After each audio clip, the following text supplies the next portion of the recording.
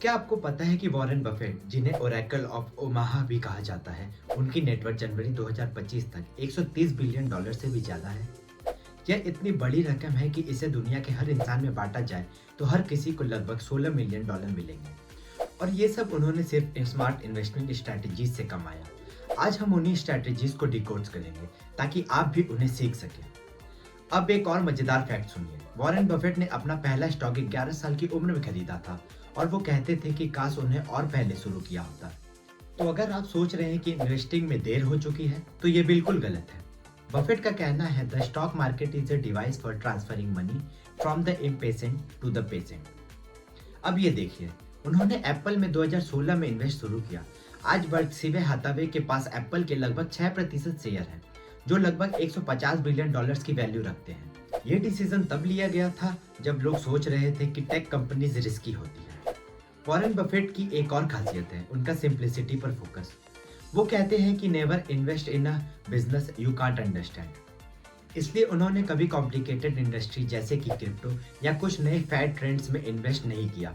उनका मंत्रा सिंपल है, buy good business at a fair price and hold them forever. Buffett की investing strategies की सबसे बड़ी स्ट्रेंथ है वैल्यू इन्वेस्टिंग। इसका मतलब है कि वो ऐसे स्टॉक खरीदते हैं जो अपनी इंटरेस्टिंग वैल्यू से कम प्राइस पर अवेलेबल हो। बेंजामिन ग्राहम, जिन्हें वैल्यू इन्वेस्टिंग का पायनियर माना जाता है, उनके इस कंसेप्ट ने बफेट को गहराई से प्रभावित किया। क्या आपको पता है कि बफेट ने अपने करियर में दो सबसे बड़े रूल बनाए थे? अब बात करते हैं उनकी इकोनॉमिक मोड थ्योरी की। इसका मतलब है कि वे ऐसी कंपनीज में इन्वेस्ट करते हैं जिसके पास ड्यूरेबल कम्पिटेटिव एडवांटेज हो, जैसे कोका कोला, जिसके ब्रांड वैल्यू और लॉयल कस्टमर बेस ने उन्हें डिकेड्स तक प्रॉफिटेबल बनाए रखा। और मजेदार बात यह है कि बफेट हमेशा लॉन्ग टर्म इन्वेस्टिंग में बिलीव करते हैं। वो कहते हैं, our favourite holding period is forever. उनके पोर्टफोलियो का सबसे बड़ा हिस्सा डिकेड्स से होल्ड किया गया है। बफेट के पोर्टफोलियो में एक और खास पैटर्न दिखता है। वो डेब्ट हैवी कंपनीज अवॉइड करते हैं। उनका मानना है कि स्ट्रॉन्ग बैलेंस शीट वाली कंपनीज ही टफ टाइम में सर्वाइव कर पाती हैं। तो आखिर में बफेट की स्ट्रैटेजीज हमें 3 बड़े लेसन देती है। पहला, पेशेंस और डिसिप्लिन से इन्वेस्ट करें।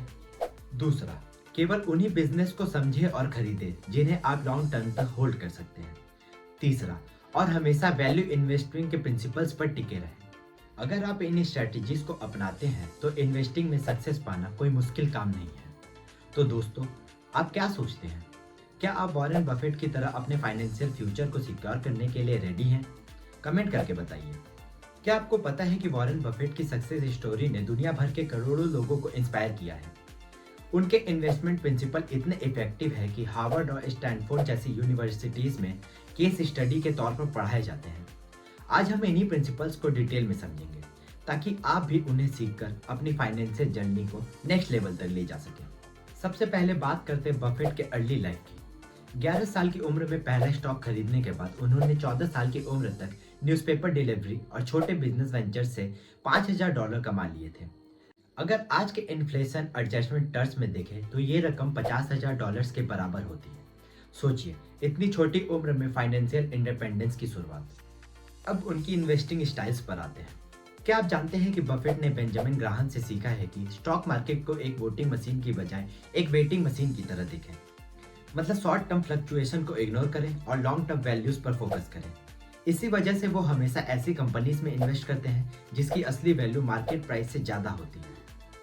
बफेट की एप्पल इन्वेस्टमेंट एक मास्टर स्ट्रोक थी। लोग सोच रहे थे कि टेक कंपनीज रिस्की होती है, लेकिन उन्होंने एप्पल में इन्वेस्ट किया क्योंकि उन्हें एप्पल के इकोसिस्टम और लॉयल कस्टमर बेस पर भरोसा था। आज एप्पल के शेयर्स उन्हें पोर्टफोलियो का सबसे बड़ा हिस्सा है, जिसकी वैल्यू $150 बिलियन से ज्यादा है।